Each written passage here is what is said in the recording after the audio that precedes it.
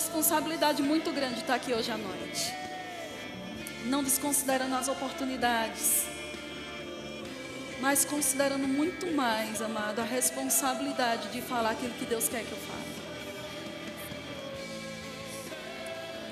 Às vezes nós precisamos considerar a seriedade que é de trazer, ser portador da palavra de Deus. Nós precisamos ter cuidado de saber o que é que o Espírito Santo quer que a gente fale. Porque só Ele conhece os corações e só Ele sabe sobre necessidades como ninguém.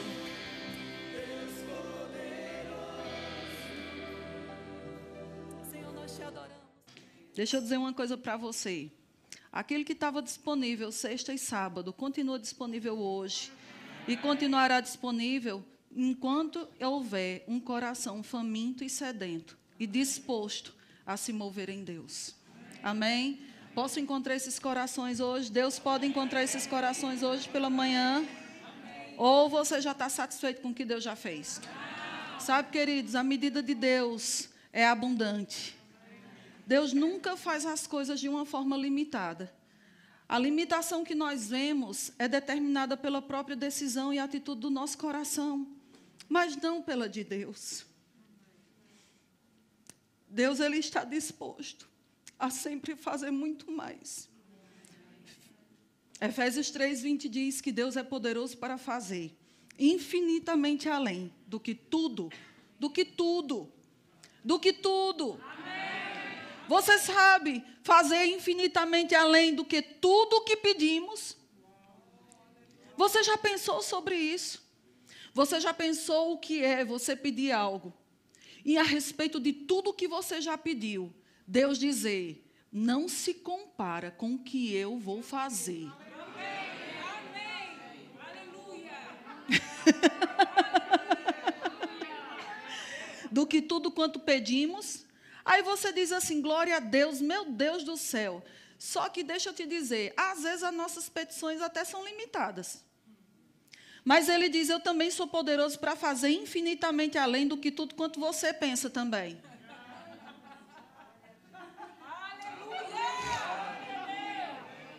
Eu não sei quanto a você, mas eu tenho uma imaginação muito fértil. Eu consigo imaginar coisas, querido, eu consigo viajar na minha mente. Eu consigo ir em lugares, eu consigo alcançar pessoas, eu consigo fazer coisas através do meu pensamento, da minha imaginação, que na realidade ainda não existe. E Deus está dizendo, infinitamente mais.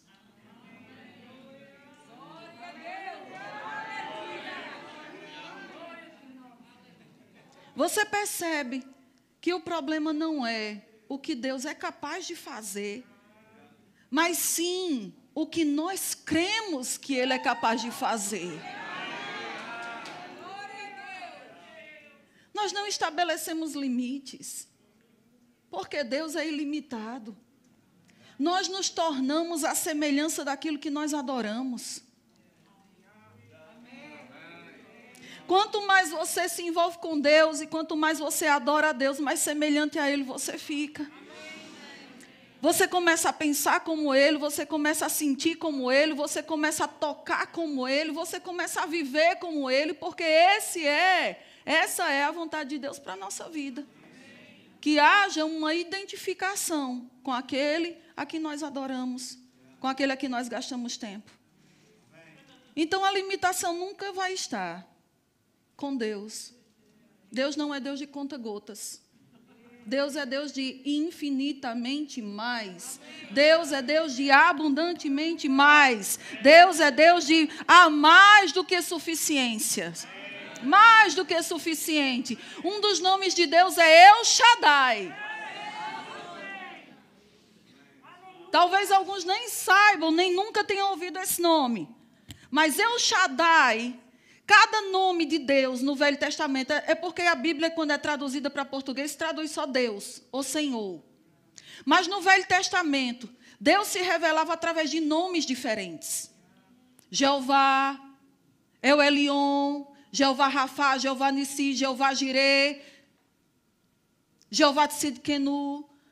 Várias vezes, Em todo o Velho Testamento, nós vemos Deus se apresentando com nomes diferentes. E cada vez que ele se apresentava com um nome diferente, ele mostrava, através daquela apresentação, o que ele vinha fazer. Ou seja, quando ele dizia, eu sou Jeová Rafá, então as pessoas já podiam entender que Deus estava pronto para curar. Aleluia. Quando ele se apresentava, eu sou Jeová Shalom, então as pessoas já sabiam, eu sou aquele que te dá paz. Mas, queridos, deixa eu te dizer uma coisa. Quando Deus se apresentava, eu sou o El Shaddai. Ele estava dizendo, ei, eu sou o Deus que é mais do que suficiente. Você não sabe o que é ser mais do que suficiente. É você ter uma medida, sabe? Esse copo tem uma medida. Não sei se é 250, 300 ml aqui. E Deus está dizendo, eu sou mais do que 300 ml. Sabe por quê? Porque a medida de Deus não é só para nós. Deus nunca faz algo que vai apenas nos abençoar.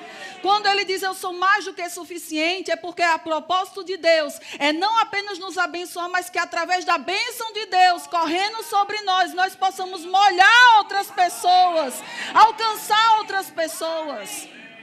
Nunca será só suficiente. É mais. Diga mais. Diga muito mais. Diga muito, muito, muito, muito, muito, muito, muito mais.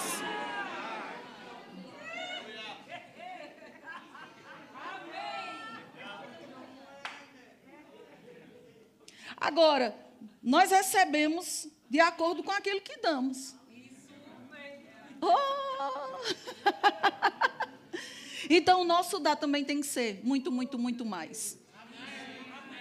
Porque dai e dá-se-vos-á. Boa medida, recalcada, sacudida e transbordante. Amado, esquece que isso não diz respeito apenas a dinheiro. Isso diz respeito a qualquer coisa que seja uma sementeira. Você pode semear amor, você pode semear graça, você pode semear paz, você pode semear boas notícias, você pode semear misericórdia, você pode semear coisas, queridos. Você pode semear roupa, você pode semear um abraço. Você pode semear um aconchego, um abraço amigo. Você pode semear comida. Você pode semear uma palavra de ânimo, de força. E deixa eu te dizer, aquilo que você está semeando, não faça do seu terreno de uma planta só. Existem pessoas que estão tão focadas em dinheiro, que tudo que elas semeiam é apenas visando dinheiro. Só que na hora dela colher graça, amor, a horta dela está desprovida dessa planta. Semeie fidelidade para você colher fidelidade. Semeie generosidade para você colher generosidade. Semeie favor para você colher favor.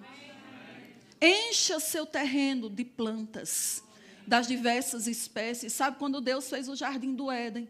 Deus disse que havia toda sorte de árvores boas para se comer. Deus nunca é de uma área só. Deus não está interessado em apenas uma área da sua vida, mas em todas elas. Em todas elas. Eu percebo nessa manhã, queridos, aqueles que têm um coração para querer obedecer e agradar ao Senhor. Eu percebo um ajuste de Deus. Eu percebo uma assistência de Deus para nos catapultar, para vivermos e andarmos num nível de excelência diante do Senhor. Corremos atrás de bênçãos, quando esse não é o propósito de Deus. O propósito de Deus, nós vimos tantas vezes nesses 2 dias, através de vocês chamam Manuel, eu chamo Maneco. Através de Maneco, Deus dizendo, através da boca dele, me busca, tem relacionamento comigo. Queridos, esse é o princípio do reino de Deus. Buscar em primeiro lugar o reino, a sua justiça, a sua maneira de Deus fazer as coisas. O que é buscar? O que é buscar o reino? Sabe, Às vezes as pessoas não têm o entendimento correto do que significa buscar o reino. Acham que buscar o reino é estar 24 horas por dia dentro da igreja e não é. Buscar o reino de Deus. Eu gosto de uma tradução que diz assim, a tradução normal diz mais ou menos assim, buscar em primeiro lugar o reino de Deus e a sua justiça. E todas essas coisas, que todas essas coisas é essa que eles estão falando. Antes ele está falando sobre o comer, o vestir, ter as necessidades supridas.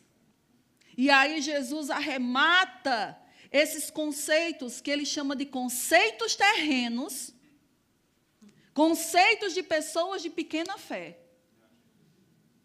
Não é interessante? Jesus diz que quem se preocupa quanto ao que comer, ao que vestir, como pagar as contas, é homem de pequena fé. Ui. Diga, ai.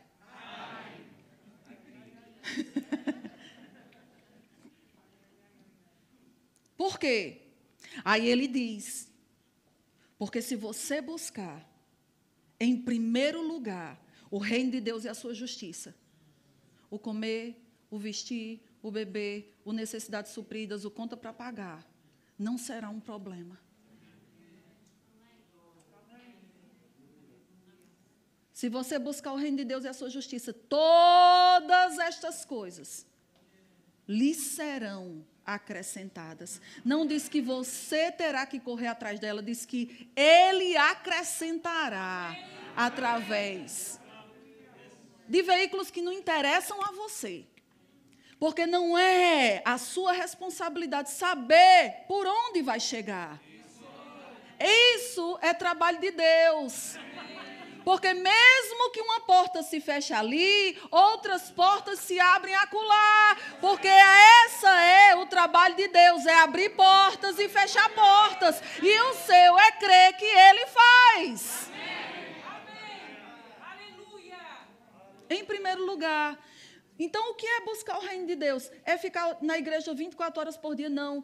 Eu gosto de uma tradução que diz, buscai, pois, a maneira de Deus ser e fazer as coisas.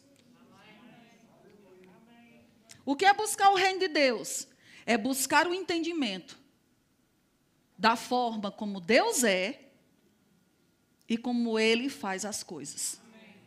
Porque se eu entender como Deus é, automaticamente eu entendo como eu tenho que ser. E se eu entender a maneira como Deus faz as coisas, automaticamente eu também entenderei a maneira que eu tenho que fazer as coisas. Pastora, me prove? Provo. Jesus é o nosso exemplo, Jesus é a nossa referência e a palavra de Deus diz que nem mesmo Jesus fazia as coisas independente de Deus. Ele diz, eu só falo o que eu ouço o Pai falar e só faço o que eu vejo o Pai fazer. O que era que Jesus estava fazendo? Buscando em primeiro lugar a forma de Deus ser e a forma de Deus fazer as coisas. Amém? Amém. Diga, eu buscarei. Em primeiro lugar, o reino de Deus. Entendendo como Deus é e como Deus faz. Amém? Aleluia. Feche seus olhos. Senhor, eu apresento diante do Senhor cada uma dessas pessoas que estão aqui hoje pela manhã, daqueles que vão ouvir essa mensagem, daqueles que estão nos assistir pela internet. A minha oração é que cada um seja alcançado pela Tua palavra, o entendimento dela, e pela unção que promove mudanças reais. Não apenas ouvintes, mas praticantes, para que eles possam provar de tudo que o Senhor tem preparado para cada um de nós. Em nome de Jesus, eu te agradeço pelo Espírito Santo abrindo os olhos do nosso entendimento. E te agradeço por você nos colocando num lugar de desconforto hoje pela manhã. Num lugar tão desconfortável que não teremos outro caminho a não ser mudar. Em nome de Jesus eu oro. E em nome de Jesus você diga amém. Amém. Sabe quando é que mudança chega na nossa vida? Quando a medida da indignação chega no topo.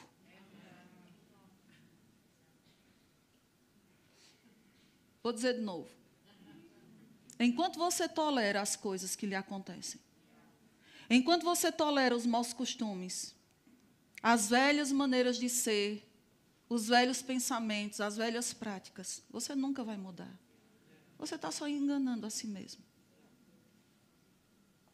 Mas já viu, principalmente mães com filhos pequenos, já viu que às vezes tem aquele momento que o gato mia, o cachorro late, os meninos estão quase pendurados no lustre.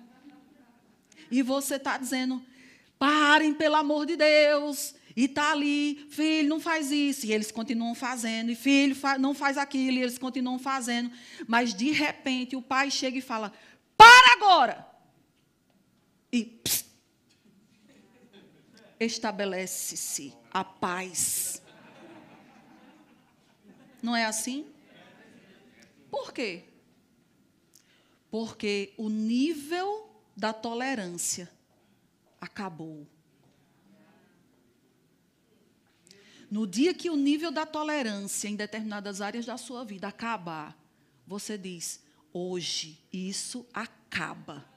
Hoje isso muda na minha vida. A partir de hoje não será mais assim. Agora, por que muitas vezes somos tardios para mudar? Porque estamos tolerando. Temos os nossos vícios de estimação, os nossos pensamentos de estimação, até as nossas doenças de estimação. Se aproxima determinadas fases ou começa a aparecer algumas coisas e algumas pessoas já dizem da doença como sua. A minha dor de cabeça, a minha dor nas costas, a minha dor na perna, o meu problema, enquanto ele for seu, Deus não vai poder fazer nada. Está aqui? Amém. Aleluia. Olhe para a pessoa que está do seu lado e pergunte para ela, em que nível está a sua medida de indignação?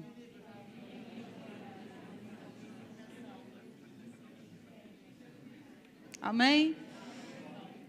Vamos para a palavra. Glória a Deus. Eu estou falando a palavra já. Mas vamos colocar a base. Abra sua Bíblia em Malaquias. Não vou falar sobre dinheiro, não. E mesmo que fosse, você ia estar dando pulos de alegria. Aleluia! Isso. Malaquias capítulo 3.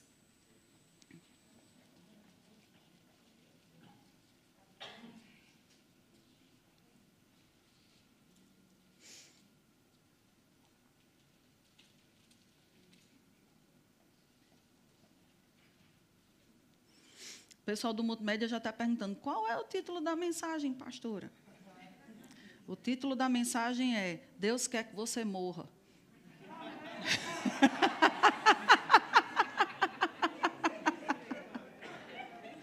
Olhe bem sério com o cara... Não posso nem dizer isso aqui mais. Olhe bem sério para a pessoa que está do seu lado e diga para ela assim, Deus quer que você morra.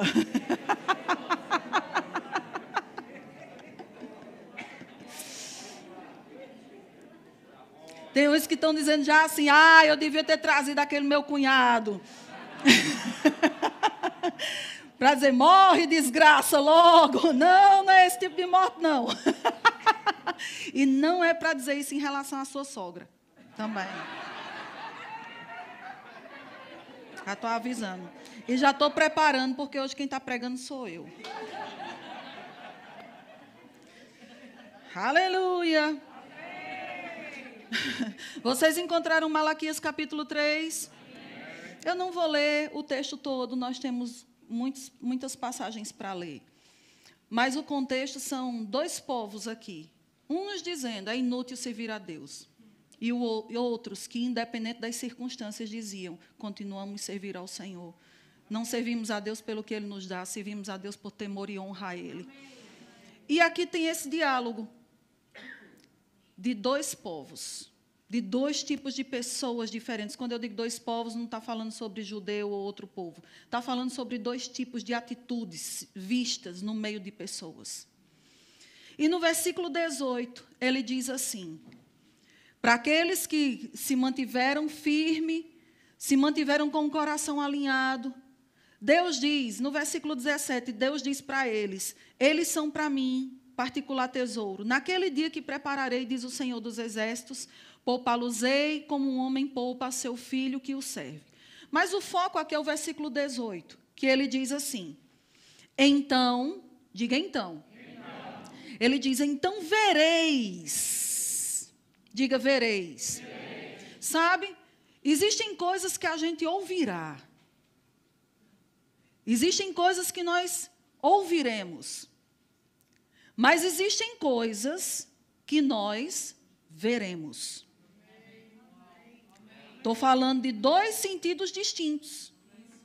Existem coisas que Deus quer que a gente ouça, e existem coisas que Deus quer que nós vejamos. E aqui ele está dizendo que será algo visto. Amém? Não é que vai apenas ser, ai, não, eu ouvi dizer. Você sabe que o ouvir dizer, quem aumenta um ponto, quem aumenta um conto, como é? Quem conta um conto aumenta um ponto. Ou seja, o ouvir dizer pode ser colocado em dúvida. Mas o que se vê, não é? Diz que as pessoas questionavam a doutrina de Jesus. Mas, quando os milagres aconteciam, acabavam-se os argumentos. É tanto que os fariseus chegaram para aquele cego e disseram: mas e quem é o nome e não sei o quê? E ficaram naquele moído e perguntando: e quem foi que fez? E o nome dele, porque ele fez isso, é sábio, não sei o quê. E ele diz: olha, eu não sei, meu amigo. Eu só sei de uma coisa. Eu era cego e agora eu vejo. Acabou-se, ponto final. Então, existem coisas que o seu ouvido pode ser colocado em questionamento, mas o ser visto não. Então, Deus está dizendo aqui: então vereis, outra vez, a diferença entre o justo e o perverso, entre o que serve a Deus e o que não o serve. Agora, olha que coisa interessante. Ele diz: vereis outra vez. Eu não sei se você já se apercebeu que nós estamos vivendo tempo em que nós não estamos vendo muito a diferença de quem serve a Deus e de quem não serve. Percebe isso? Nós vemos o mundo entrando na igreja. Nós vemos pessoas que se dizem crentes, cristãos, tendo comportamentos iguais a uma pessoa do mundo, como se nunca tivesse sido iluminado. E Deus está dizendo, e glória a Deus que Ele está dizendo: veremos outra vez. Veremos outra vez a diferença. Veremos outra vez um povo que se levanta no meio do povo, que não se conformará com o sistema desse mundo, mas que abraçará as verdades da palavra para vivê-las. Outra vez. Agora, pula agora. Vamos lá para o Novo Testamento agora. Vamos lá para Efésios capítulo 4.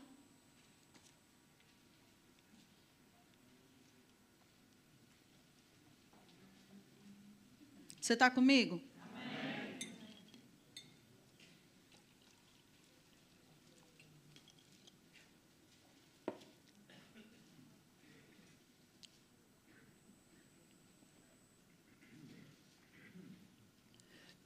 Efésios, capítulo 4, versículo 17, diz assim, diga: isso é Deus falando comigo.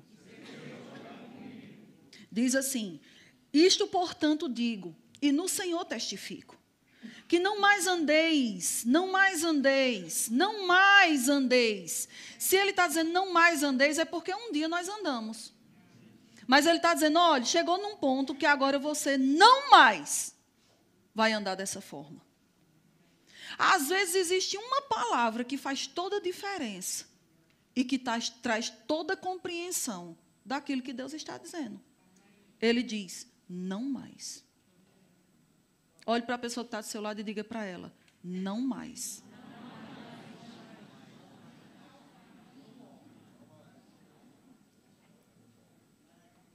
Diga de novo, não mais. Deus está dizendo para você hoje, se haviam coisas que você estava fazendo até hoje, a partir de hoje, não mais. E isso não é opcional, é mandamento. Já chegou para o seu filho e disse para ele, ei, não mais. Pare agora. Quando você permite que o seu filho continue fazendo repetidamente aquilo que você já disse, que não era mais para fazer, duas coisas acontecem aqui. Primeiro, você perdeu sua autoridade. E uma perda de autoridade é uma perda de influência. Você perdeu o coração do seu filho. Porque o que freia os nossos impulsos e a nossa vontade se chama temor. Aonde não existe temor, e só existe temor porque sabemos que existe uma autoridade sobre nós, que consegue ter uma voz, que consegue alcançar o nosso coração para promover uma mudança de atitude. No dia que você não faz velar e executar a sua palavra, você perdeu a autoridade, você perdeu influência, você perdeu o coração do seu filho. E a segunda coisa que acontece aqui é que uma pessoa ou uma criança entregue a si mesma, ela destruir-se-á. Porque ela não tem parâmetros para saber, ela não tem maturidade para saber o que é bom e o que é ruim, qual é o caminho certo e qual não é. Todo paralelo, ou toda vida física, existe um paralelo numa vida espiritual. Uma coisa não está desconectada da outra. Não tem como você viver um estilo de vida espiritual de uma forma e achar que naturalmente vai acontecer de outra forma. O que você é no espírito, você será também no andar, no mundo físico. Porque um mundo está ligado ao outro e um é referência do outro. Então, como um pai ou como a filhos, Deus está falando hoje, não mais. Não mais. Se você estava brincando até hoje, não mais. Sabe? O temor será levantado na igreja nesses últimos dias. E sabe, querido, não tenta colocar os dons de Deus, os dons ministeriais que passam pelo púlpito, dentro de uma caixa, determinando que todos têm que se mover de uma determinada forma. Cada um tem uma ferramenta da parte de Deus. Eu estou aqui hoje pela manhã para trazer temor e santidade ao seu coração. Porque se houver temor e santidade no seu coração, haverá ajuste rápido. Não será tão demorado as coisas na nossa vida. Logo, aquilo que Deus quer fazer para nós também não será tardio. Porque haverá uma prontidão no nosso coração para nos rendermos, para obedecermos e para estarmos num lugar em Deus, aonde nós podemos ser alcançados por Ele. Amém? E Ele diz... Isto, portanto, digo e no Senhor testifico, que não mais andeis como também andam os gentios. Quem são os gentios? Pessoas que não conhecem a Deus. Então, Paulo, pelo Espírito, está dizendo que existem pessoas que estão dentro da igreja, que estão andando de acordo com as pessoas do mundo. Aí ele diz, na vaidade dos seus próprios pensamentos. O que é andar na vaidade dos seus próprios pensamentos? Eu que sei. Eu que sei o que é melhor para mim. Eu faço o que eu quero. O que eu penso é isso que eu executo. Lá no Brasil tem uma expressão que diz: eu faço o que dá na minha telha.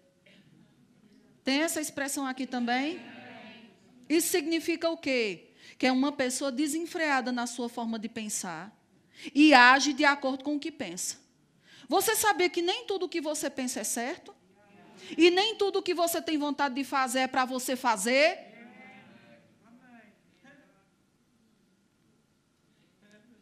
Aleluia. E ele diz, na vaidade dos seus próprios pensamentos, que mais? Obscurecidos de entendimento. Não tem entendimento das coisas espirituais, ainda fica querendo dar pitaco.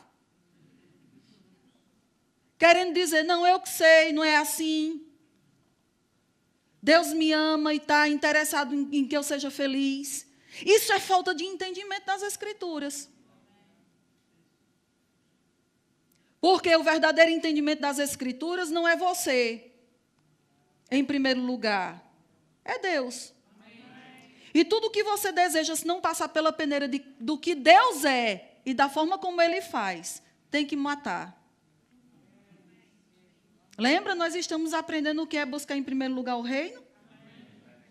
E ele diz, 19. Alheios à vida de Deus, 18. Alheios à vida de Deus por causa da ignorância em que vivem, pela dureza do seu coração. Os quais, tendo se tornado insensíveis, ou seja, eles não eram. Eles não eram. Sabe que você pode ter sensibilidade numa área e você perder a sensibilidade daquilo? Eu já conheci pessoas que levaram queimaduras e que naquela área que foi queimado, eles perderam a sensibilidade. Então, isso significa que é possível um dia você ter tido sensibilidade sobre uma área e depois você ter perdido aquela sensibilidade.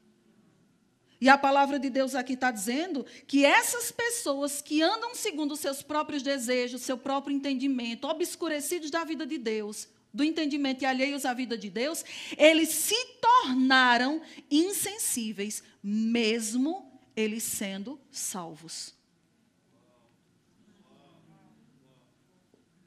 Estão comigo? Amém. Isso significa também o quê? Que quando a gente nasce de novo, nós temos uma sensibilidade que é trazida para nós, para as coisas de Deus. Eu não sei quanto a você, mas quando eu nasci de novo, se eu ouvisse falar Jesus, eu já chorava.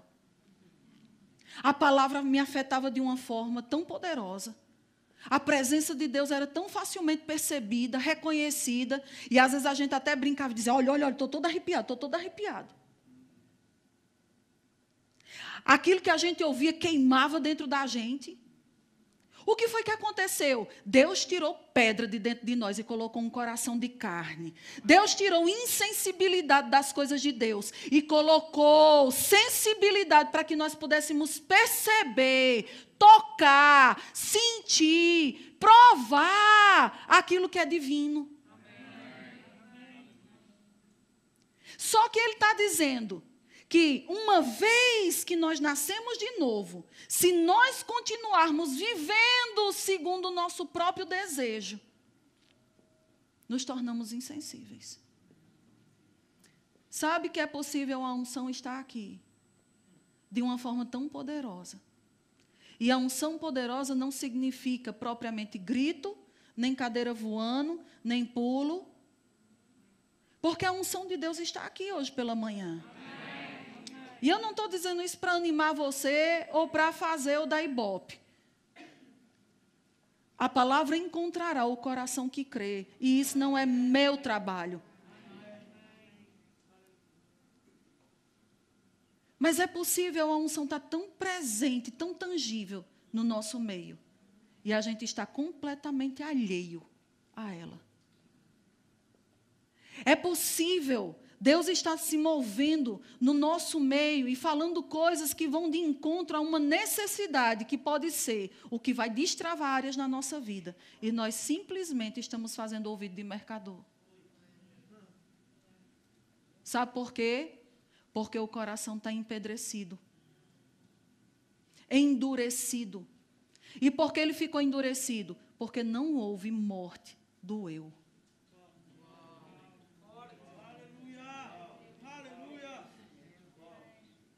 Enquanto não houver morte do eu, outro eu não pode se levantar dentro de nós.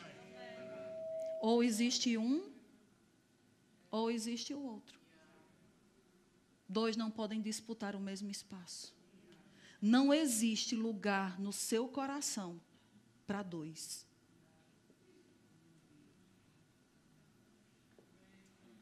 Está comigo?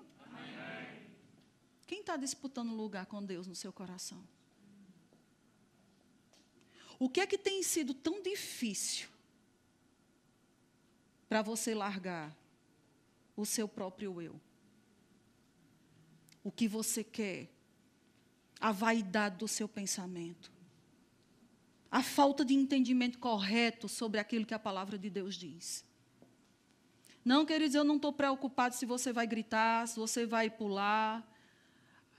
O meu trabalho hoje pela manhã é ser porta-voz daquilo que Deus quer que você ouça. E você pode estar dizendo, pastora, mas nós saímos de uma conferência profética e nós continuamos numa conferência profética e segunda-feira continuaremos na conferência profética, porque Deus está conferindo. Por que conferência? Porque estamos conferindo coisas de uma forma inspiradas por Deus e vamos fazer isso até a volta de Jesus. Até a volta dele. E ele diz, aos quais, 19, tendo se tornado insensíveis, se entregaram à dissolução para com avidez cometerem toda sorte de impurezas. Aí ele diz, mas não foi assim que você aprendeu. Não é dessa forma que você tem ouvido. Não é dessa forma que Deus tem falado com você. Não é essa palavra que tem chegado ao seu ouvido. Não é assim que você tem aprendido. Se é que, de fato, o tendes ouvido. Queridos, isso é um discurso muito forte. E você percebe que eu estou lendo apenas o que a Bíblia está dizendo. E nele fostes instruídos, segundo é a verdade em Jesus. No sentido de que, quanto ao trato passado, quanto à vida passada, quanto a pensamentos passados, vos despojeis do velho homem, que se corrompe segundo as concupiscências do engano, e vos renoveis no espírito do vosso entendimento. Olha que coisa interessante. Vem a minha cobaia preferida. Deixa eu pegar meus instrumentos aqui. Vem cá.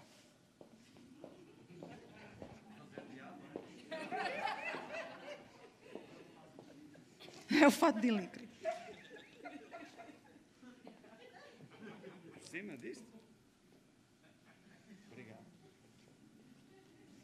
Ai.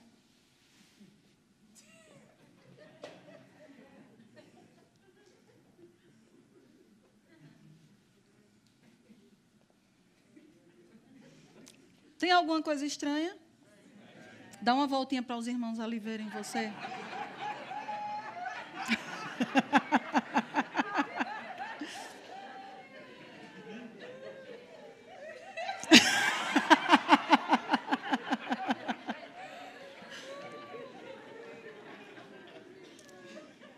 É estranho, não é? O que é estranho? E por que é estranho? É porque esse casaco não é de homem. É meu, é de senhora. E não... Fica aí. E não cai bem. Sabe? Espiritualmente falando, existem alguns de nós que estamos exatamente assim. Você concorda que Augusto pode chegar para mim e dizer, eu quero ir com esse casaco hoje e acabou-se? Concordam comigo? Eu posso me jogar no chão, eu posso chorar, eu posso espernear e dizer, pelo amor de Deus, e por amor a mim mesma. Não vá, não. Porque vocês sabem que, geralmente, quando um homem está mal vestido, ninguém culpa o homem, culpa a esposa. E, geralmente, dizem, meu Deus, esse homem não tem esposa, não. Não é? Como algumas vezes ele teimou em vir com algumas coisas que eu disse, por favor, por favor, por favor. Mas quando existe uma vontade não rendida, o que é que você pode fazer? Ele falou, está com pelo no nariz, meu amor? Que ele está...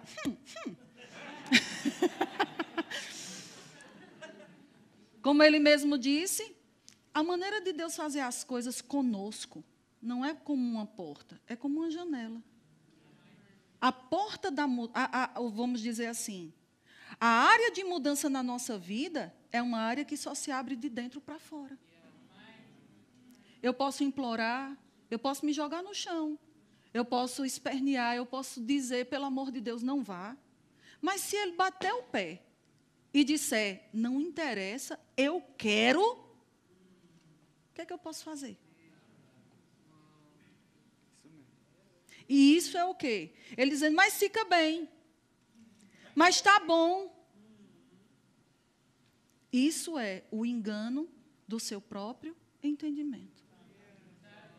E esse engano errado, ou esse entendimento errado, faz com que ele se comporte, ou ele mostre-se de uma forma equivocada.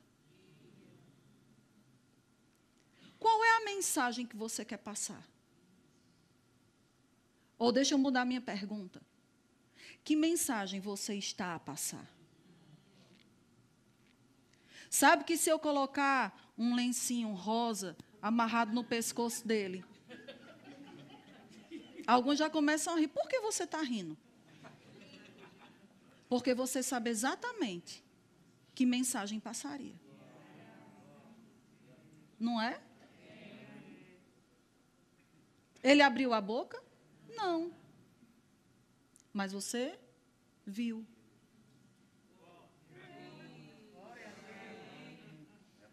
Percebe que nem tudo o que está falando na nossa vida é pela nossa boca e nós não estamos nem sempre ouvindo uma mensagem pelos nossos ouvidos?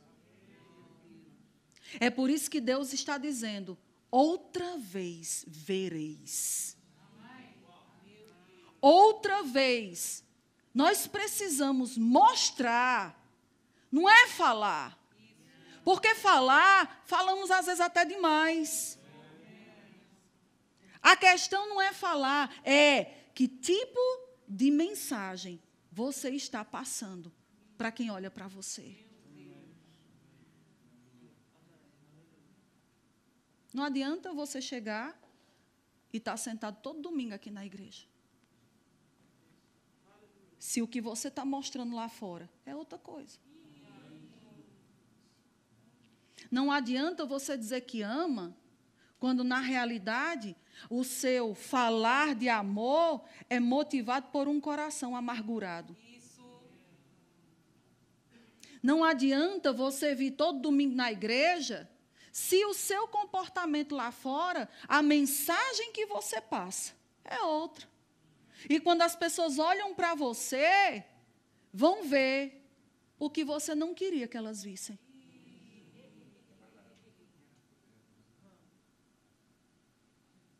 Porque não é pelo fato.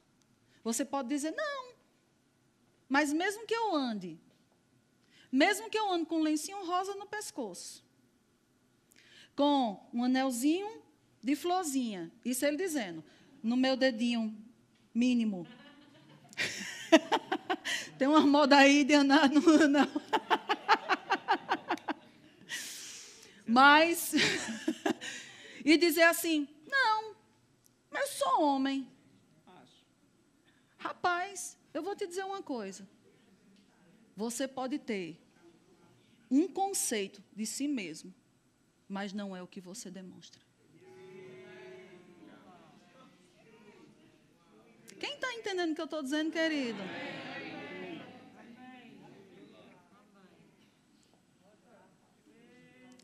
Eu sou crente, mas posso fazer isso, fazer aquilo. Nada a ver.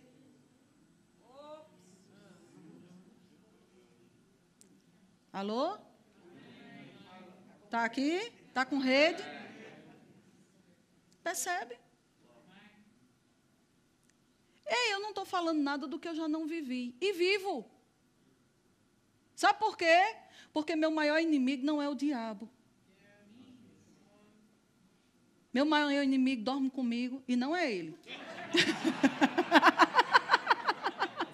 Não, fica aí, porque você hoje me fez raiva, fica aí. Eu estou matando minha vontade, porque a minha vontade era matar. Não, deixa para lá. Enfim. Seu maior inimigo não é o diabo. O diabo é fácil lidar com ele. Expulsa ele em nome de Jesus e você vê se ele fica. Seu maior inimigo dorme com você, acorda com você, vai trabalhar com você, vai comer com você.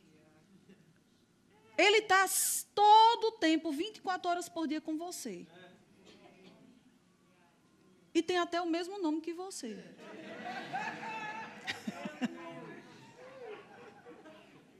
Não é interessante? Ele é tão identificado com você que não tem como separar você dele.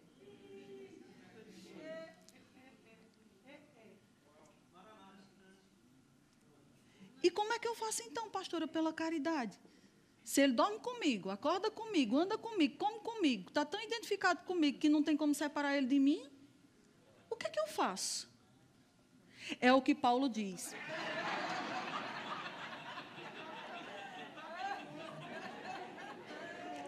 Senta ali de castigo. Senta ali um pouquinho. Pode tirar só um pouquinho. Depois é o que a gente coloca de novo. Aí fica aí. É como Paulo diz. Quanto ao trato passado, ele diz, eu preciso fazer morrer o corpo do pecado. Não é assim? O corpo do pecado, isso. Sabe o que é que isso significa?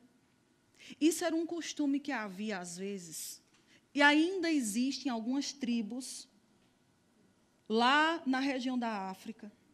Quando você, ou quando a pessoa comete homicídio, ela é sentenciada a ser expulsa da tribo. Ela é exilada. Só que a sentença não é só o exílio. A sentença é levar também o morto preso na sua própria carne. Então, o que é que eles fazem? Imagina, vem aqui, de novo.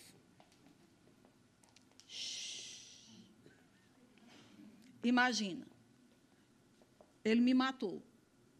Então, o defunto era amarrado, braço com braço. Então, se ele levantasse o braço direito do defunto estava preso ao dele. Braço esquerdo, perna direita, perna esquerda, tronco, tudo estava ligado, agarrado, de tal maneira que a própria pessoa não conseguia se desfazer desse corpo. Automaticamente, o que era que iria acontecer? A pessoa diz, a sentença dele era o exílio, pelo menos ele pode fazer a vida em outro canto. Não. A sentença dele é morte. Porque se você não sabe, um corpo morto apodrece. E você sabe que um corpo em estado de putrefação, os bichos que vêm para devorá-lo não farão diferença de corpo morto para corpo vivo. É carne.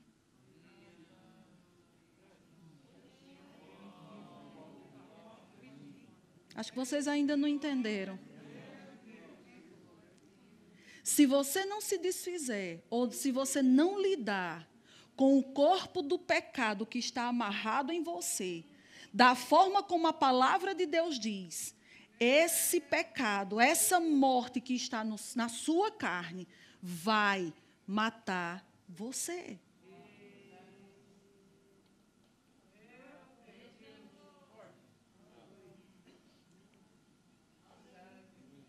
Está na palavra. O pecado habita na carne. Nós nascemos de novo, nosso espírito foi salvo. Não existe pecado no nosso espírito. Nós somos regenerados por dentro. Queridos, deixa eu explicar uma coisa que muito crente não entende.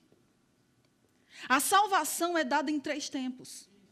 Ok? Diga 3 tempos. E cada tempo corresponde a uma parte da nossa vida, do nosso ser. Passado, presente e futuro. Espírito, alma e corpo. Como assim? Fomos salvos. Faça assim, fomos salvos.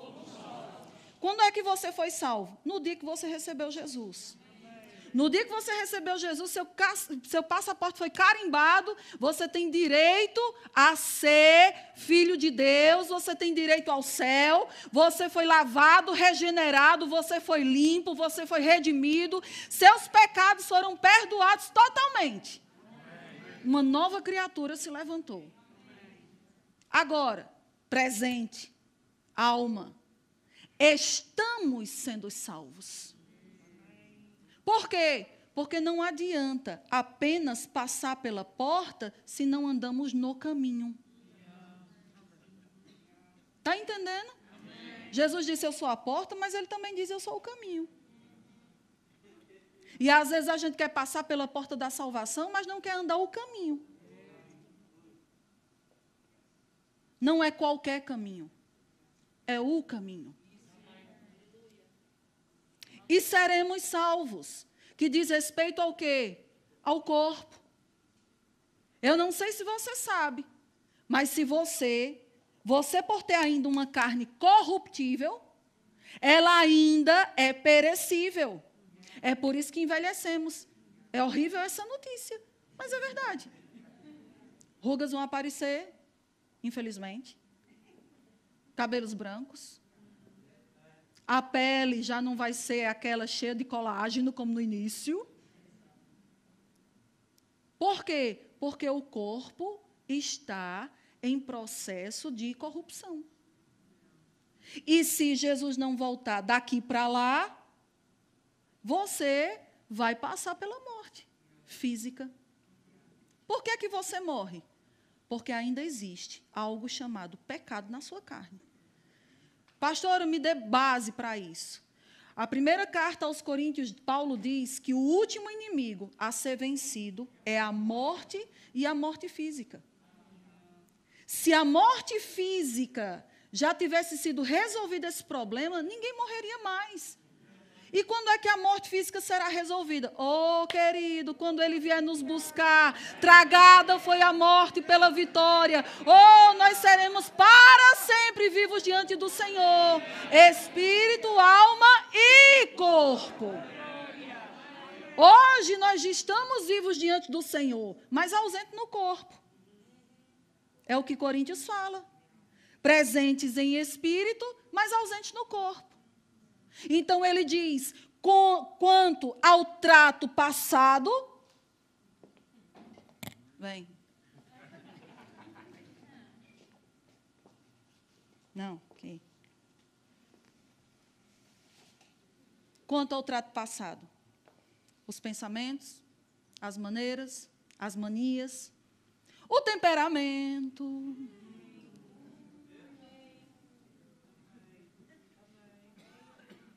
A maneira de pensar, a maneira de ser. Por quê?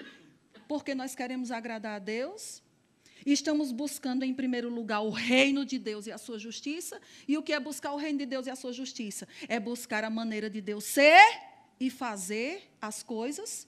Então, se eu olho para mim, e eu olho para a palavra, e eu não vejo que em mim eu estou sendo como Deus é, nem estou administrando a minha vida, fazendo as coisas da forma como Deus estabeleceu, eu estou fora. E é isso que Paulo está dizendo. Não se engane. Não se engane dizendo que o fato de você, Senhor, naquele dia, Senhor, eu pertenço à igreja Zoe. E sabe o que é que Deus vai dizer? E daí? Parede não salva. Título não salva. Você acha que a vida que nós vivemos é por causa de um título que carregamos? Ai de nós, se pensarmos assim. Cadeira não salva. Ei, quem senta na primeira fila está safo. Vai nessa. Bichinho. Nem na primeira, nem na última. Não, eu vou sentar na última porque isso é uma demonstração de humildade. Humildade não é degradar-se. Não é você dizer o que Deus não diz a seu respeito. Humildade é aceitar o que Deus fala sobre você. Entende? E ele diz, quanto ao trato passado. Por quê? Porque esse instrumento aqui nasceu de novo. Mas está querendo fazer e andar na vaidade dos seus próprios pensamentos. E quem diz pensamentos, diz sentimentos, vontades, desejos. E ele diz, no sentido de que quanto ao trato passado, 22, vos despojeis. De quem? A gente está se despojando dos pastores que nos corrigem. Estamos nos despojando de determinada igreja que Deus disse, eu quero que você se congregue ali. Mas você não tem o ambiente propício para você manifestar o que você quer. Então, existem pessoas que preferem despojar de um ambiente seguro que pode conduzir ela para a salvação do que despojar a si mesmo das velhas práticas. Nunca vi tanto crente que muda de tantas vezes de igreja. Deus não sabe, não, qual é o melhor lugar para você se congregar. Deus está confuso. Porque eu fui para determinada igreja e não gostei daqueles pastores. Meu Deus, eu acho que Deus disse, eu não sabia que tinha aqueles pastores lá. Querido, Deus nunca vai guiar você para satisfazer o seu eu.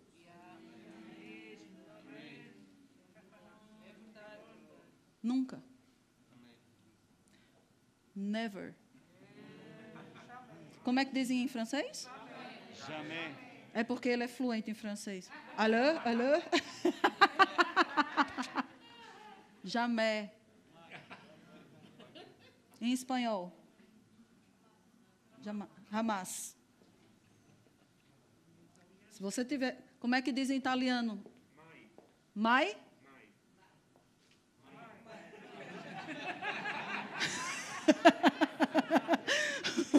Na língua dos surdos e mudos.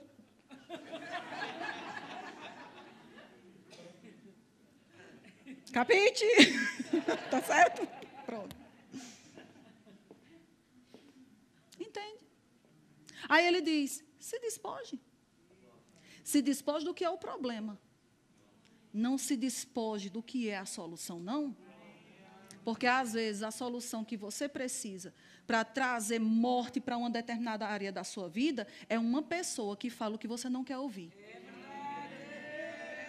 É alguém que ame você de tal forma que não vai olhar para a sua cara feia, que não vai olhar se você bate o pé, que não vai nem ligar se você disser que vai, não gosta mais dela, nem que vai sair da igreja. Porque esses são os que verdadeiramente lhe amam. Aí ele disse, se despoje. Porque você está querendo viver de uma forma que você acha que é o certo, mas a mensagem que você está passando é outra. Ninguém está vendo isso na sua vida. O que é despojar? É literalmente. Às vezes é assim mesmo. Queridos, deixa eu te falar. Olha, eu gosto de chamar ele para exemplo, viu? Porque ele faz infinitamente mais.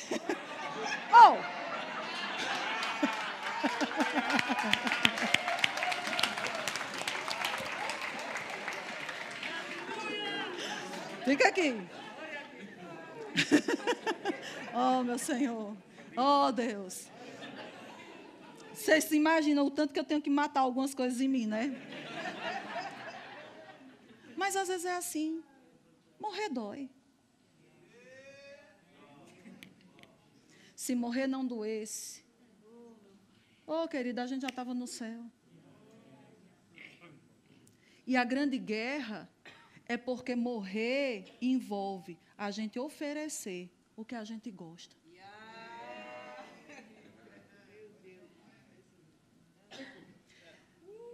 Querido, pecado, tentação não seria tentação se você fosse tentado por uma coisa que você não gosta. O diabo nunca iria me tentar com drogas. Mesmo no mundo, eu sempre fui aversa a drogas. E tinha pessoas, amigas que eu amava e que se drogavam na minha frente. E eu abominava aquilo. Agora, fui tentada em outras coisas. Eu sei que algumas pessoas estão, o quê, pastora? Não é da sua conta. Não é da sua conta. Cuide da sua vida. Cuide dos seus problemas, que eu cuido dos meus. Alguns já morreram. Alguns já morreram de tal forma que eles hoje não constituem mais para mim tentação. Mesmo. Mas existem outros que mesmo não os praticando mais, eu sei que eu não posso andar na beira do abismo. Senta de novo ali um pouquinho, que eu já te chamo. Deixa eu lhe contar uma história. Vou fazer que nem meu marido. Vou lhe contar uma história. Um dia fizeram um concurso. Abriram vagas para ser cocheiro do rei. Então, vieram várias pessoas e se inscreveram.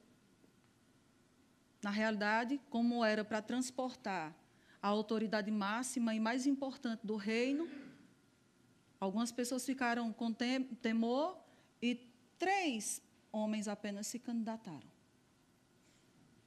Então, o entrevistador chegou para o primeiro e disse, nós queremos avaliar a sua habilidade.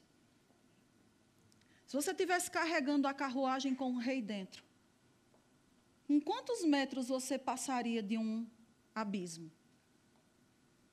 E o primeiro chegou e disse, eu sou muito bom cocheiro. Eu tenho muitas habilidades. Eu sei administrar muito bem os cavalos e a carruagem.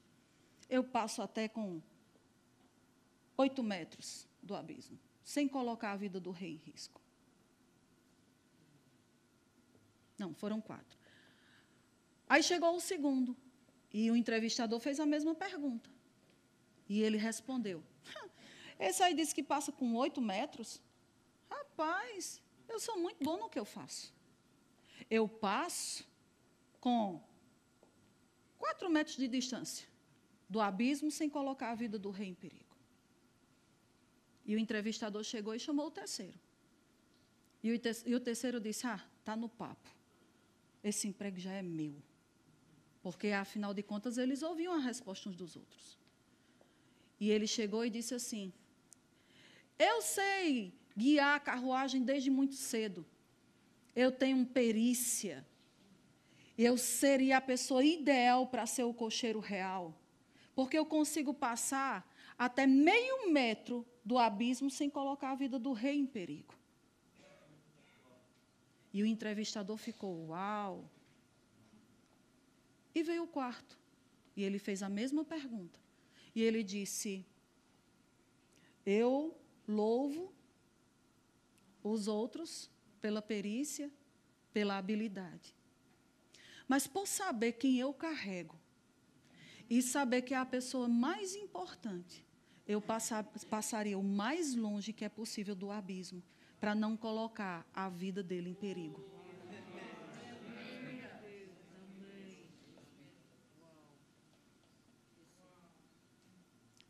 A Bíblia diz que nós não devemos confiar na carne.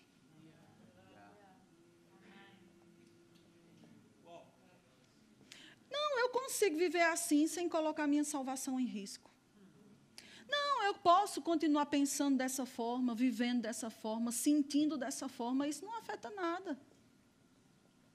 Eu não estou mexendo com ninguém. E você não percebe que a pessoa mais importante está dentro, você está carregando ela dentro de você.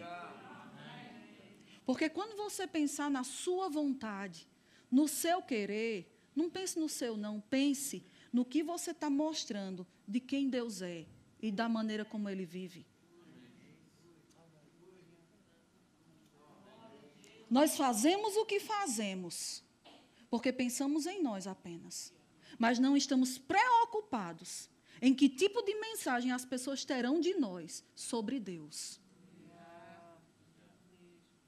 A pessoa mais importante dessa carruagem, e dessa, e dessa, e dessa, e de cada uma dessas aí, e daí que você está me assistindo, não é você. É quem você representa. É quem você carrega. E eu vou lhe dizer uma coisa. Quem é você? Quem é você? Para não morrer para si mesmo, quando Ele fez isso por você. Por que você acha que Jesus teve que negar a si mesmo? Por que você acha que Jesus teve que dizer não para as vontades dele? Por sua causa. Para alcançar sua vida. Para fazer com que um dia você tivesse a oportunidade de escolher entre a vida e a morte. Porque só existe uma sentença para o homem: morte. Quem você pensa que você é? Quem eu penso que eu sou quando eu coloco o eu em primeiro lugar? De Deus nós somos imitadores. Se nós começarmos a confrontar os nossos pensamentos, sentimentos, atitudes, posturas, comportamentos com a palavra, queridos, eu vou dizer, estamos tão vivos ainda. Estamos ainda vestindo fatos que não pertencem a nós. Estamos usando roupas que não é do nosso tamanho, nem é do estilo que Deus criou para nós. Sabe que a Bíblia fala sobre roupas, e não é só sobre roupas que nós estamos hoje sobre a nossa pele, mas uma roupa que nos define. Sabe que roupa nos define? Roupa nos define. Roupa passa uma mensagem. Mas você sabia que, espiritualmente falando, o mundo espiritual vê o tipo de roupa que nós estamos vestindo? Sabe que Isaías 61 diz: vestes de louvor em vez de espírito angustiado. Fala sobre vestes de justiça. Que roupa você está vestindo? Se dispa das vestes de amargura, se dispa das vestes de angústia. E ele diz aqui no versículo 23 de Efésios 4, ele diz: e vos renoveis no espírito do vosso entendimento. Então, é muito mais do que apenas fazer parte de uma igreja. É uma mudança de pensamento. É uma mudança de comportamento. E ele diz no versículo 24: e vos revestis, e vos revistais do novo homem, criado segundo Deus, em justiça e retidão, procedentes da verdade. Agora, se eu chegar e chamar meu marido de novo aqui na frente,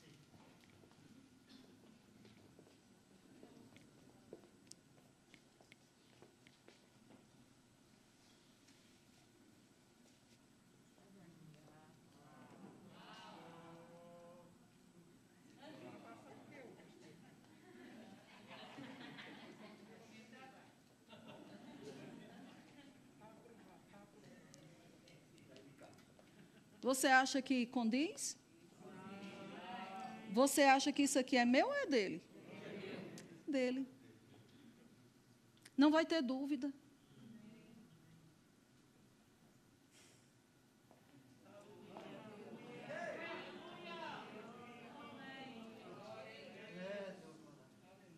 As pessoas, quando olham para você, têm dúvida quem você é?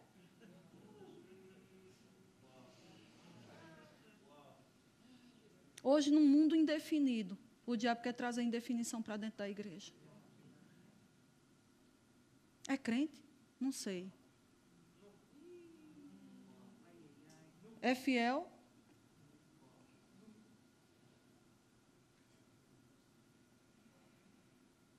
É cheio do Espírito?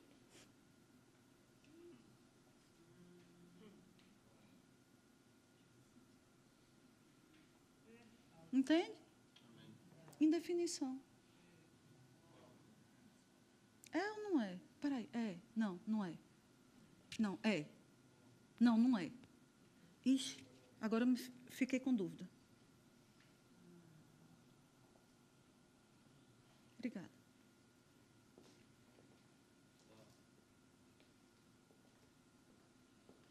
Que mensagem nós estamos passando?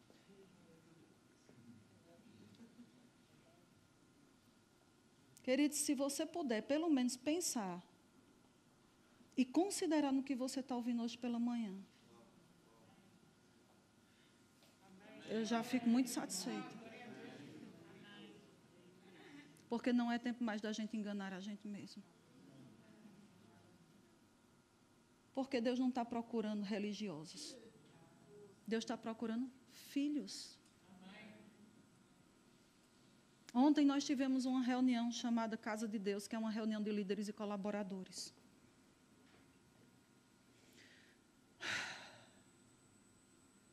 E o Senhor fala sobre Jesus, é uma passagem que fala sobre Jesus cantando no meio da congregação, cantar-te-ei louvores no meio da congregação, mas ele diz, aos santos e santificados.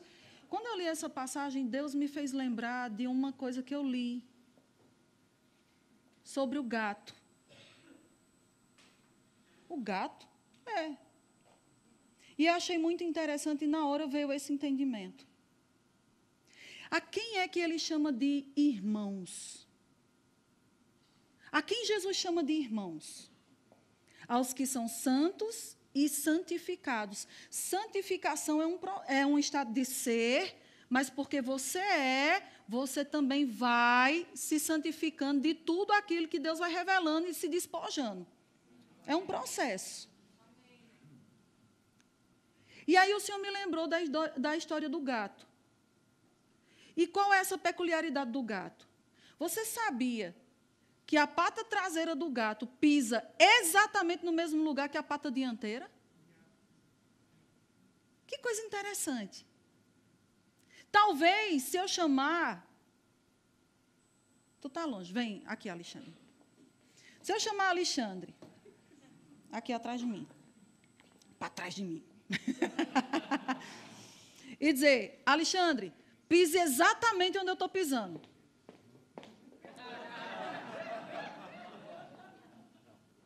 Já foi.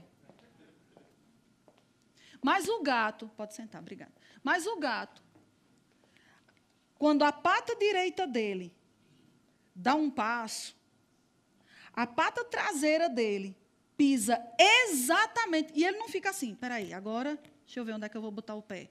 Não, dentro dele,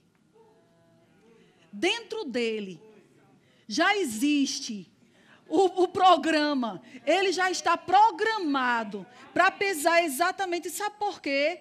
Porque quem pisa primeiro sabe onde pisa. Mas nem sempre quem vem depois vê o que tem na frente.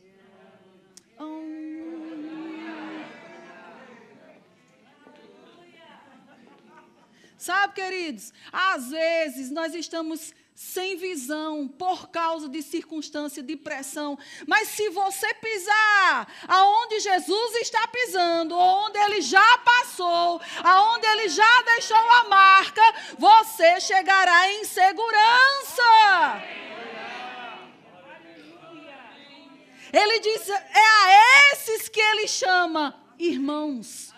Aqueles que se identificam, aqueles que estão andando nas mesmas pisadas dele. Não é alguém que vive de qualquer jeito. Irmão que foi gerado da mesma semente, que tem os mesmos traços que parecem com o pai. Amém. Amém. Aleluia.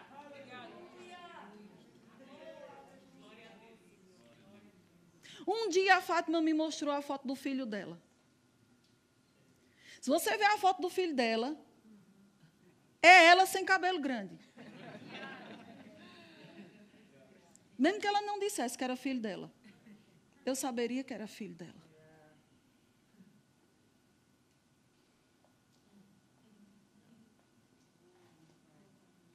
Se você ver a foto do filho de Augusto, olha, o Júnior é a réplica de Augusto.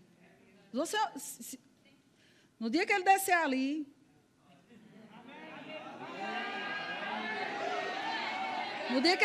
você vai dizer, é o filho do pastor. É igual, igual. Agora, você já viu que quando as pessoas chegam, eu lembro de muitas vezes que a gente foi na casa de pessoas, e as pessoas olhavam para mim e para minha irmã, e diziam assim, meu Deus do céu, tu és a cara da tua mãe. E minha mãe nem estava perto. Ou, às vezes, comportamento que um filho tem. Vou dar o exemplo aqui de uma família aqui. A família do Otávio e da Carla. Tem Mariana, Pedro e o Daniel. Aí eu imagino 3 peças raras, pequenos, só a categoria, não era, Carla? Bem quietinhos. E eu acredito que houveram momentos em que a Carla olhou para algum deles e disse assim, meu Deus do céu, é o pai todinho. Mas não só por causa da aparência, mas por causa do comportamento, ou por causa da atitude. Ei, teimoso como o pai. Ups. Eita, o Otávio está aqui.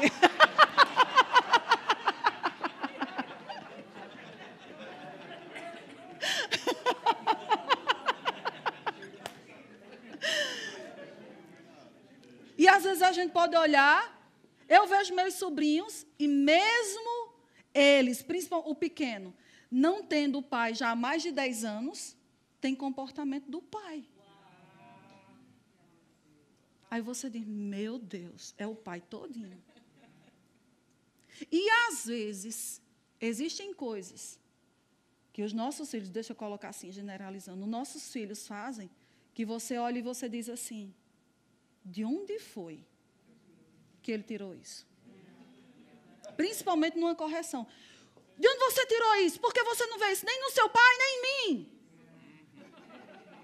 É assim, pais? Não é? Você percebe que existe uma lição espiritual aqui?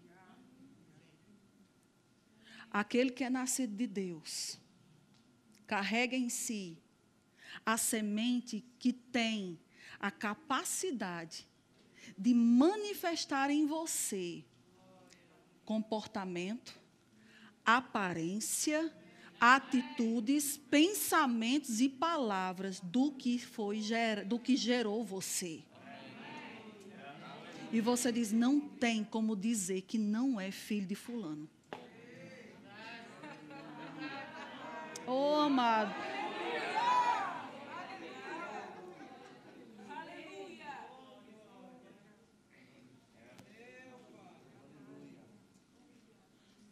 Mas também existem comportamentos. Quando nós teimamos em vestir roupas, quando nós teimosamente queremos pensar de determinadas formas, que Deus olha para nós e diz, quem disse isso para você? Como Augusto muitas vezes fala sobre a questão de Adão. Estou com medo. Quem foi que disse que você estava nu? Quem foi que disse? Porque isso não vem da minha semente, da minha essência. É para essas coisas que Deus está dizendo. Se dispa. Aquele que não diz respeito e não mostra seu pai. Um dia, Jesus anunciando que iria partir. Que o tempo dele estava chegando ao fim. E eu acredito que quando você tem uma pessoa que diz, olha, eu estou indo embora, ou uma pessoa que você considera importante demais, e aquela pessoa carrega em si algo que pode te ajudar, e ela está dizendo, olha, eu estou indo embora. Antes dela ir embora, você vai tirar dela o que é o importante que você precisa. Concorda comigo? Então, Jesus, quando anunciou que estava indo embora, Filipe disse, eita, eu não posso perder a oportunidade de fazer a pergunta que não quer calar. Essa pergunta tem martelado na minha cabeça. Ou esse pedido. Aí Filipe chega para Jesus e diz assim, Jesus, faz assim, antes de você ir, mostra-nos o Pai.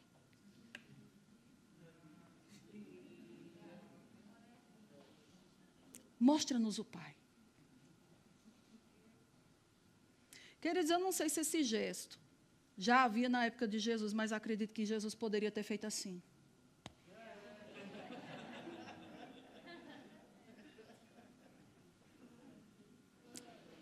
Porque Jesus olha para Filipe e diz, Filipe, há tanto tempo, eu não estou com você uma semana, eu não estou com você 2 meses. Filipe, há tanto tempo estou convosco. Como é que tu dizes? Mostra-nos o Pai. Quem vê a mim? Aleluia.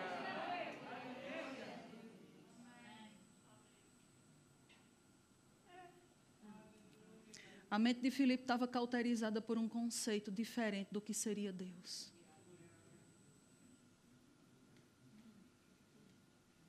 O próprio Deus encarnado estava diante dele. Ele reconheceu Jesus como Senhor, como Mestre, mas ainda estava à procura. Me mostra Deus. E eu vou dizer isso. Domingo passado, meu marido disse e pregou sobre como ouvis. Deus pode estar mostrando e falando coisas que você tem buscado, que você tem orado, que você tem desejado. A resposta está na sua frente. Mas por não ser dentro do conceito que você pensa, você está perdendo a oportunidade de usufruir do que Deus está te dando.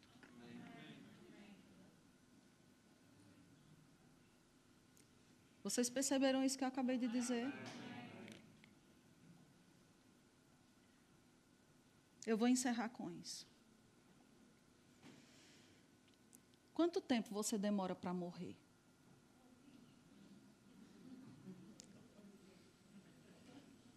Como assim, pastor? Eu nunca morri? Você sabe de que morte eu estou falando. Você já viu quanto tempo demora a galinha para morrer? Quem aqui já viu alguém matando uma galinha? Você sabia que mesmo quando corta a cabeça dela fora, ela é capaz de sair correndo ainda? Sabia?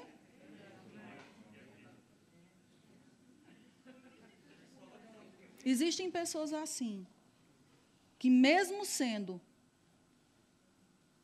prejudicadas, Deus está dizendo, isso está trazendo dano para a sua vida. Corre sem cabeça, mas se recusa a morrer.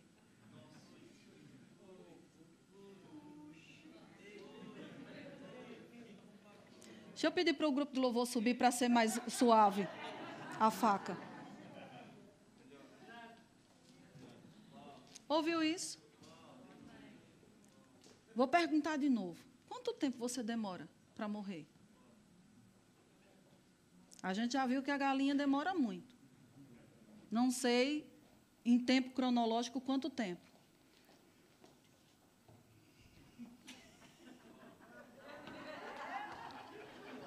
Sim, senhora, sim, senhora. Muito bem.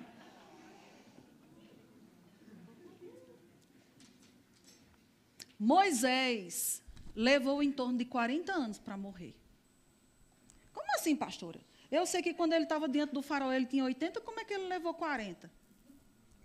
Quando Deus falou com Moisés, quando ele começou a falar sobre o propósito de Moisés, Moisés meteu os pés pelas mãos, fez o que não devia, fez da forma errada, no tempo errado, com as pessoas erradas. Fugiu.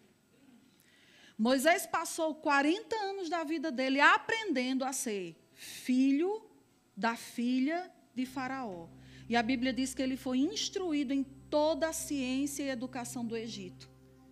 Ele tinha que ter um comportamento que condissesse. É assim que diz, né? É. Que muitas letras às vezes me embaralham. Que fosse equivalente. A posição que ele ocupava. Ele era neto de Faraó. Ele não podia se comportar como um xunga. Ele tinha que saber como se comportar. E ele disse que ele há 40 anos aprendendo a ser neto de Faraó. Mas aí ele foge para o deserto. E agora Moisés passa 40 anos desaprendendo como ser neto de Faraó e aprendendo a ser libertador de Deus. Então Moisés levou 40 anos para morrer, para deixar uma identidade e abraçar a que Deus tinha para ele. José já foi melhor. Enquanto Moisés levou 40 anos, José levou 13. Nós olhamos para a vida de José e José lutou com todas as forças contra estar no lugar que ele estava.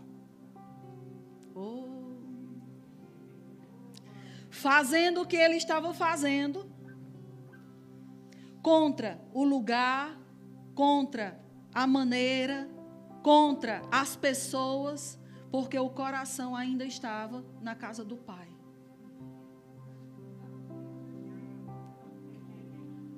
Está a entender? Às vezes nós lutamos contra o lugar que Deus nos coloca, contra as pessoas que Deus coloca na nossa vida.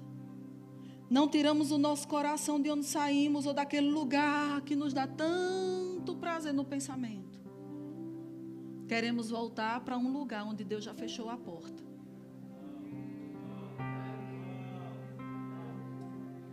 José levou 13 anos para morrer. Porque diz que depois ele entendeu que Deus havia levado ele para ali. Para ser libertador. Para ser um salvador, um tipo de Cristo. 13 anos. O povo de Israel levou 40 anos. E sabe, o problema do povo de Israel é que o fato deles não morrerem para eles mesmos, para o que eles queriam, para a vontade deles, infelizmente levou eles à morte física. Você resistir o lugar, a forma, a vontade, a maneira, as pessoas, não trarão dano para as pessoas ao seu redor apenas, mas podem trazer danos para a sua própria vida. Porque toda aquela geração que resistiu a Deus e que andou em incredulidade, pereceu no deserto. Agora, nós temos também um outro exemplo. Jesus. Querido Jesus, no momento mais complicado da vida dele, eu posso deduzir que Jesus levou 3 horas para morrer. Talvez você diga, foi na cruz? Não. Jesus não morreu na cruz. Na cruz, ele se entregou. A morte de Jesus foi no Getsêmani. E você entende que eu estou falando da morte do eu. Levou 3 horas. Pelo menos eu deduzo. Por quê? Porque Jesus vai, leva os mais próximos, se aparta deles, vai para um lugar mais recuado, vai orar, e às vezes a gente acha que a oração de Jesus foi: Senhor, se possível, passa de mim esse cálice, mas todavia não seja como você quer, mas como eu quero. E voltou. Não. Aquilo era o teor da oração. Jesus estava consagrando a vida dele. Ele estava dizendo: eu não quero. Então isso mostra que Jesus também tinha um querer. Não é só você que quer, não. Não é só eu que quero, não. Não é só você que tem suas vontades, não. Jesus tinha uma vontade, não era porque ele era filho de Deus, como você é filho de Deus, que no dia que você nasceu de novo, Deus disse: você agora não vai ter vontade nenhuma. E sabe por quê? Porque Deus não queria robôs.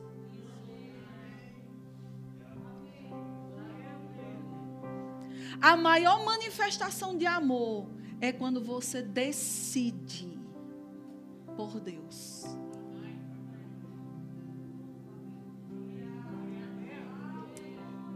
Você não entendeu, e eu vou dizer de novo para que você entenda. Quer agradar a Deus? Quer mostrar para Deus quanto você o ama?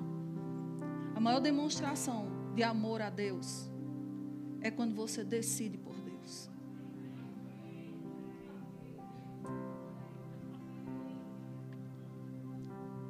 Quando eu não quero, eu decido por Deus.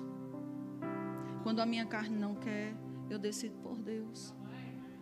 Deus está dizendo: meu Deus, eu mesmo, né? É como Jesus. Meu filho está andando na pisada de Jesus. Filho, ele está andando na tua pisada, no teu exemplo. Eles estão fazendo o que você fez.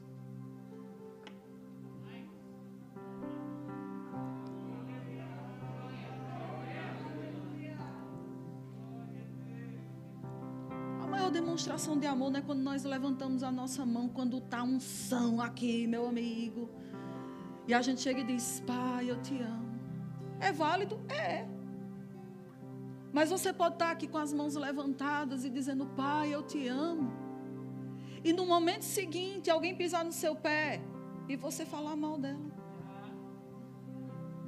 Quanto tempo você leva para morrer quando alguém lhe ofende?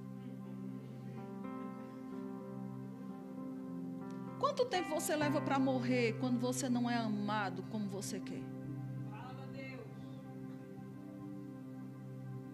Quanto tempo você leva para morrer até você prender a sua língua na boca para não dizer o que você gostaria de dizer?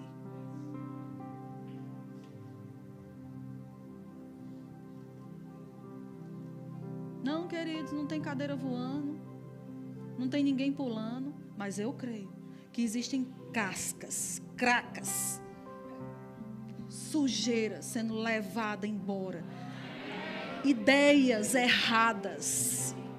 Eu não me movo por agitação, nem por caras.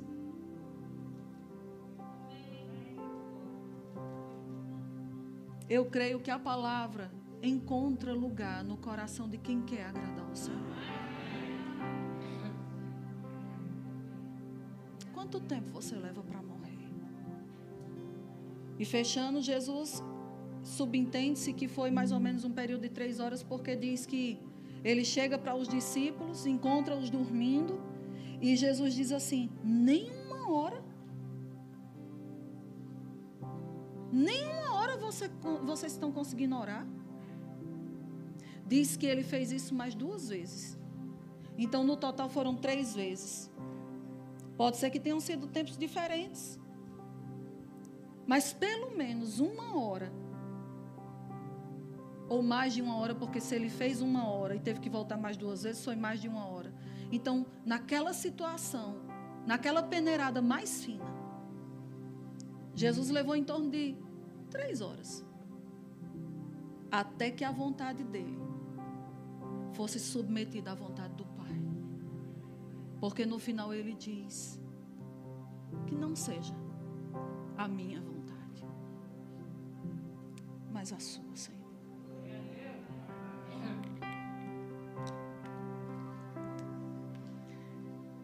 Essa mesa é uma mesa de morte. Mas é uma mesa de vida. Aleluia. Como assim? Como ela pode ser as duas coisas? Porque a palavra de Deus diz que aqueles que comem, que participam da ceia sem discernir o corpo, estão trazendo juízo para si. O que isso quer dizer? Quando nós não discernirmos, discernimos o viver, os irmãos, a vida, e agimos de qualquer forma, comemos para o nosso próprio prejuízo, porque não foi esse exemplo que vimos nele. Mas para aqueles que estão andando segundo a pisada de Jesus, essa mesa é uma mesa de vida.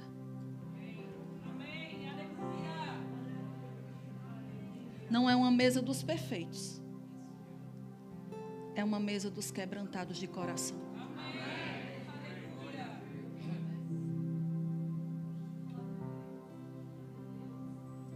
Venha ministrar.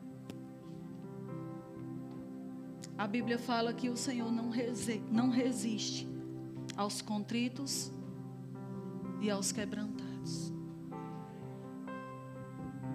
Então, antes do meu marido celebrar a ceia, eu queria que você fechasse seus olhos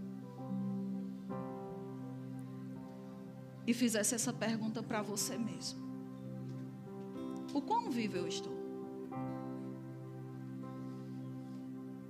O quão vivo para a minha própria vontade, para os meus desejos, para os meus quereres, para as minhas ideias, para os meus conceitos, para o meu estilo de vida?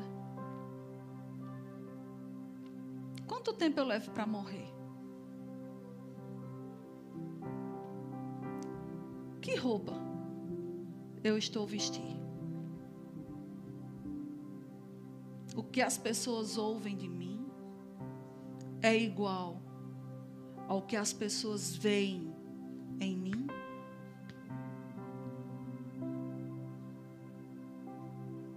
Isso é um tempo de consagração.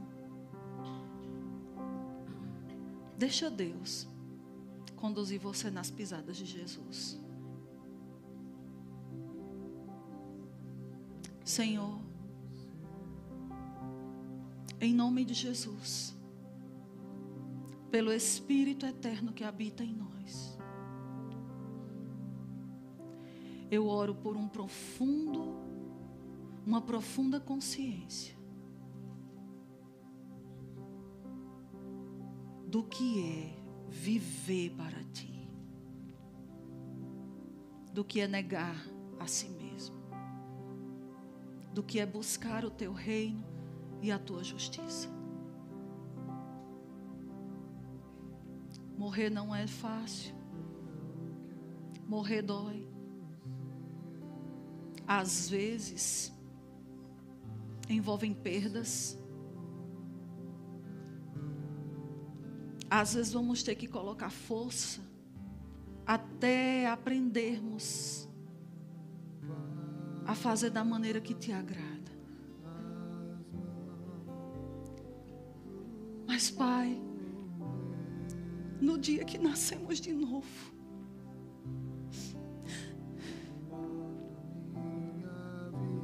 decidimos que aquele dia em diante a vida não seria mais nossa, mas tua.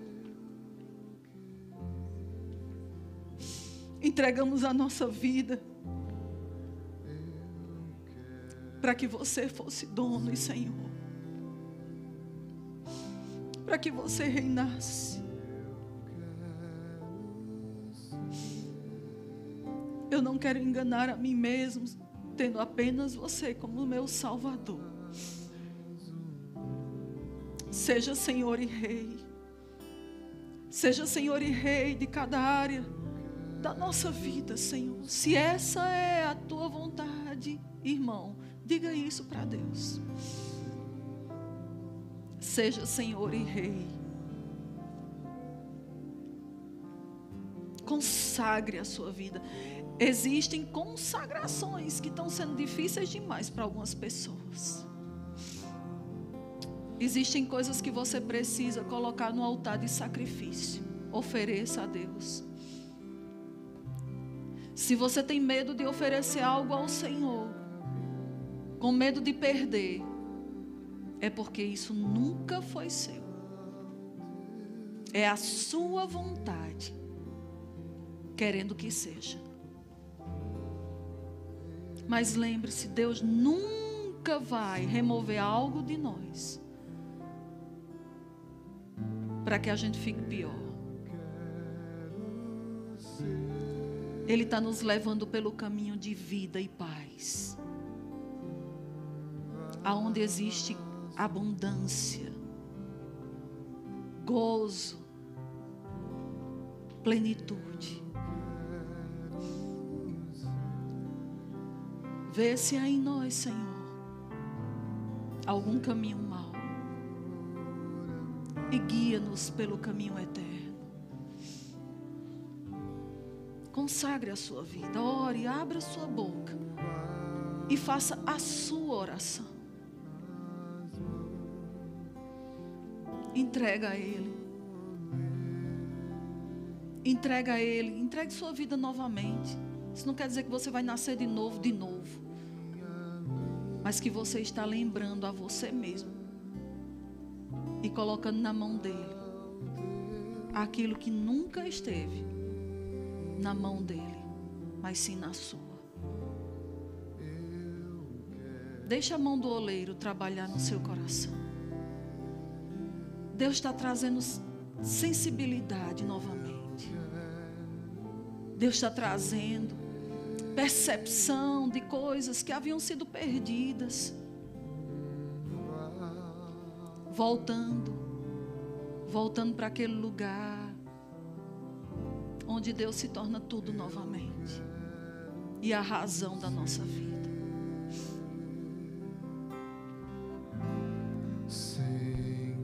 Ore, faça a sua oração. Aleluia. Como um vaso